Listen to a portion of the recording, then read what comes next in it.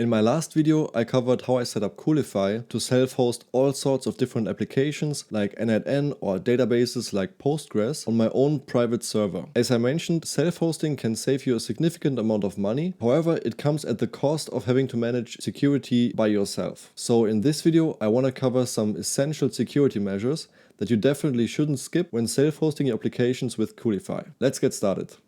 The first thing I did to harden my Coolify server was to set up a non-root sudo user. What is a non-root sudo user? Basically, it's a new user that has super user privileges, but is not the default root user. Why is it important to have a non-root sudo user? Well, for a few reasons. First, it reduces the attack surface. If we disable the root user and we always use a different user that has admin privileges, that means potential attackers don't just need to know our private key, but they also need to guess a correct username. Second, it also adds accountability. Any admin action with the non-root sudo user needs to be prefixed with a sudo command. And those actions are logged, so you can always trace what was done by whom. To create this user, let's head over to our terminal. And here, let's SSH into our server using the root account. Alright, now let's add a user, and I'm just going to call this one Henry.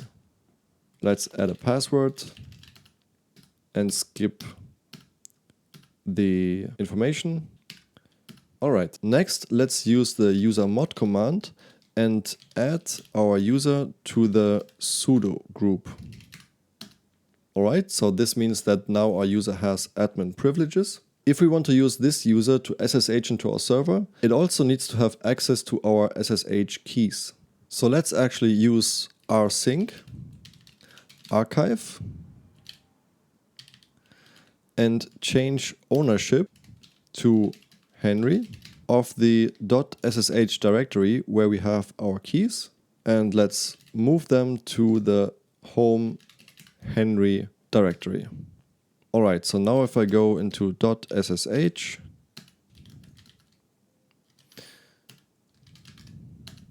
we can see that the root user still has the SSH keys. And if I head over to home Henry,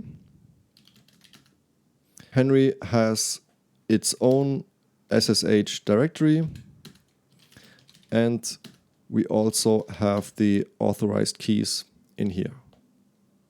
Cool, now let's exit out of this server and let's try to SSH into the server, but instead of root, I'm gonna be using Henry now. And we're in. Now you can see we are Henry at Ubuntu Coolify YT. We can also confirm this by running who am I, Henry, and if I run sudo who am I have to enter a password. And this tells us that Henry can also act as the root user if he's using the sudo command. Now, since we have confirmed that Henry has root access if needed, we can actually go ahead and disable the root user login through SSH. In order to do this, we need to edit the sshd config file. I'm going to use Vim to open this up, but feel free to use Nano if you prefer. It's located in etc sshd config. Alright, and here I'm going to look for the permit root login option. Here it is. Currently it is set to prohibit password, but let's completely disable it by setting it to no. Let's also enable public key authentication and completely disable, where is it, password authentication by also setting it to no. Let's write and quit this file. And now for the changes to apply, we need to restart the SSH service. So systemctl restart SSH. Alright, let's now exit out of the server and let's try again to SSH into the server as our root user. And now, as expected, we get a permission denied. But now let's try it again, but instead of root, let's use Henry. And we are still able to connect to our server using SSH. Perfect. Now there's one more Coolify specific step that we need to do. So using a non-root sudo user for Coolify, as you can see in the documentation, is still an experimental feature at this point. And at this stage of development of Coolify, we need to give the non-root user permission to run root commands without using a password. This is not ideal, but as you can see from this warning here, they are still working on a better solution for this. But for now, we need to add this line to the etc sudoers file. So let's do that now. Again, let's open up this file with vim. Now it's asking me for password. This is what we need to disable. Now let's go down a little bit. And after this sudo here, we want to add Henry all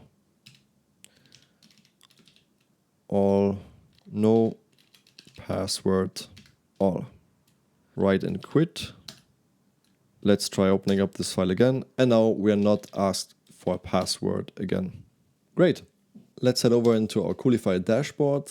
Let's go to server, localhost, and here in our configuration, we also want to make sure that we are not using the root user anymore, but instead of root, we are now using Henry. With this configuration, let's restart the proxy. This might take a few minutes. And at this point, just to make sure that everything is still working, let's actually bring down the entire application and restart it. So I'm gonna go into the data-Coolify directory. Permission denied. Let's try sudo. Okay, I see. I think we missed a step. Our new user should actually have access to the core Coolify directories on this machine. To do this, let's run a few commands. So first we want to change ownership of the data Coolify directory by this command, and we do it recursively to also change it for all the subdirectories. All right, let's also be a bit more specific with the permissions. So this command sudo mod recursive 750 means that the owner of this directory and subdirectories should have read, write, and execute permissions. The group that it belongs to should only have read and write permissions, and 0 means other users should have no access. Now specifically for the SSH directory in the Coolify directory, we want to be a bit more strict. Only the owner should have full access to it, but the group or any other users should not be allowed to do anything with it. So let's also run this command. Now we should be able to cd into the data Coolify directory. Yes. Let's go into services, and here you can see, I believe this belongs to the NetN application that we're running. I think we actually need to go into source instead of services. What do we have here? Yes, here we have the Docker Compose file for the Coolify applications themselves. So if we check what Docker containers are currently running, here we can see a bunch of stuff that is related to Coolify, Postgres, Redis, Traffic, which is the Coolify proxy, and a bunch of other things. And basically what we want to do is restart the entire stack by running sudo docker compose down. I guess I forgot to specify the docker compose file. So let's add this now.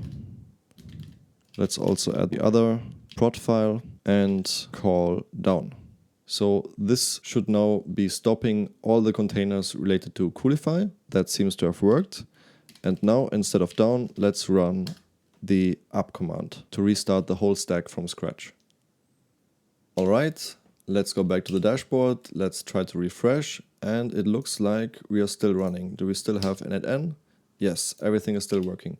Okay, so that means we are doing good. All right, so the next important security measure that should be done is set up a firewall. To do this, let's go to our VPS provider. In this case, we are on Hetzner, and we can go to firewalls. I already created a firewall, but just to show you what I have in here, I basically opened up the port 22 for SSH, 443, which is the HTTPS port, and 80 for HTTP. All the other ports should be closed because Coolify's internal proxy takes care of routing the request to the correct service. Now, it is important to note that there are different kinds of firewalls. This is considered as the provider level firewall, and it's supposed to block requests before they even get to the server. However, a server can also have an internal firewall, and a popular tool for this is called UFW. as far as I understand, based on my research, is that it can be a good practice to use both the provider level firewall for external edge protection and an internal firewall for service level filtering. So let's set up the internal firewall next. So back in our terminal, before we install UFW, let's first refresh the package index. And now let's install UFW like this. Alright, this was quick. What I want to set up is that by default, we want to block or deny any incoming traffic. And also we want to allow any outgoing traffic. Alright, and now let's open up only the ports that we need one by one. So this one will open up SSH. Next, let's allow port 80 on TCP. Let's also allow 443 also on TCP. So this is now kind of the same config that we also have at a provider level. And now let's also enable the firewall. There you go, it is set up and running. Now sometimes we temporarily might want to expose a certain port to the internet. In this case we need to remember that we need to open it up through UFW and also through the provider level firewall.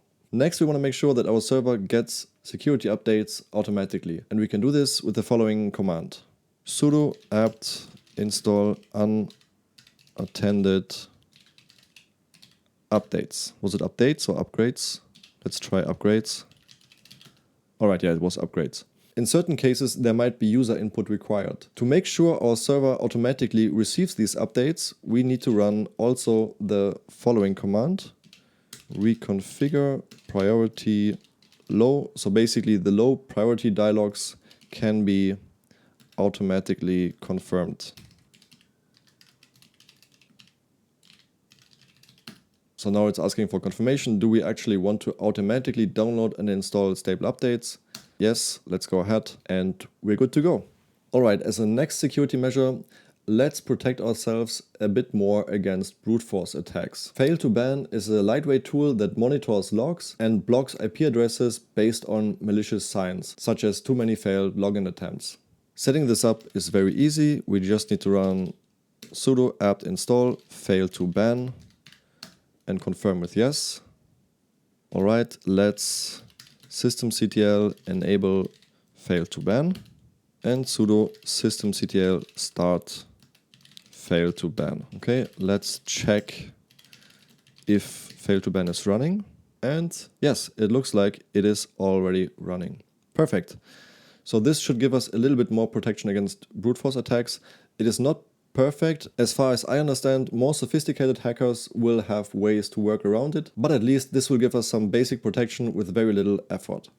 Let's head over back into our Coolify dashboard. Let's head over to settings, and where it says domain here, you want to make sure that you have HTTPS enabled here. This will make sure that your Coolify dashboard is protected with HTTPS. And also in the server settings, in the wildcard domain, also make sure that you're using HTTPS here. Another really basic but easy to overlook step that you definitely shouldn't miss is to set up two-factor authentication in the profile section of the Coolify dashboard. Just go ahead there, confirm your Coolify password. I think you need to scan a QR code and then it is set up.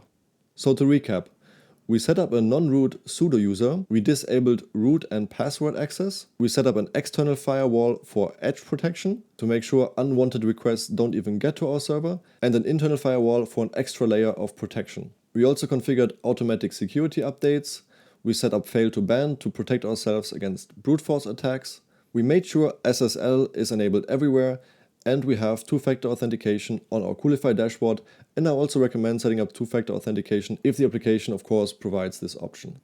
Now, if you want to have even more security, you could put your VPS behind a Cloudflare tunnel. This will only whitelist Cloudflare IPs, or you could even remove it entirely from the public internet and put it behind a VPN using a service like Tailscale. If you want me to make a deep dive on one of those solutions, feel free to comment down below. So I hope you found this helpful, but I'm by no means a security expert, and this is by no means a comprehensive list of all the potential security measures that you could implement. So if you can think of any important steps that I might have missed here, please comment it down below. Thank you so much for watching, and see you next time for more.